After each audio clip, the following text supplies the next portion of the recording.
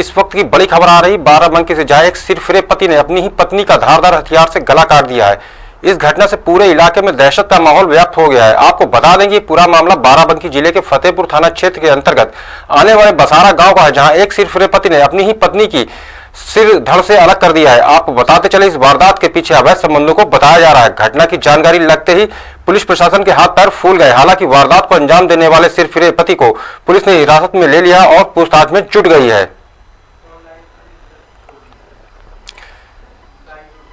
हमारे साथ इस खबर पर हमारे सहयोगी निखिल रस्तोगी हमारे साथ जुड़ चुके हैं। निखिल, एक सिरफिरे युवक ने अपनी ही पत्नी की हत्या कर दी है, क्या कारण बताया जा रहा है?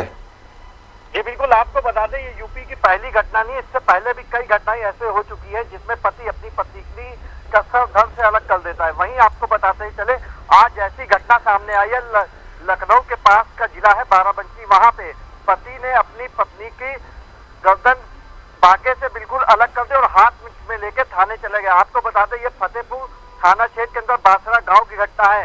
पति ने अवैध संबंध का शक जताते हुए ये घटना को अंजाम दिया।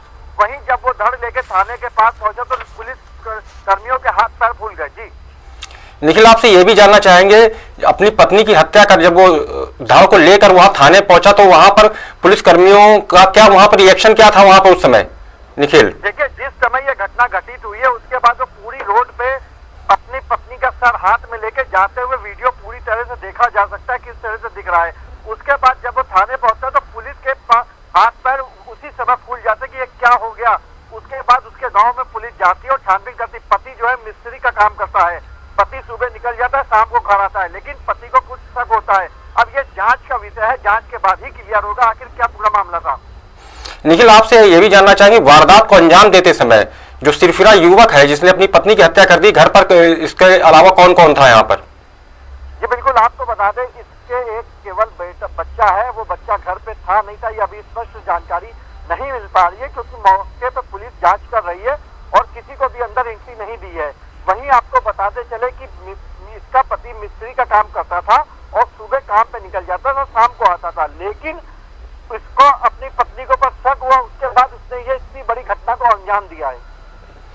निखिल, दर्शकों को ये भी आप बताएं कि पूछताछ के दौरान इस आरोपी युवक ने क्या बताया, कुछ पुलिस की कस्टडी में क्या बताया इसने?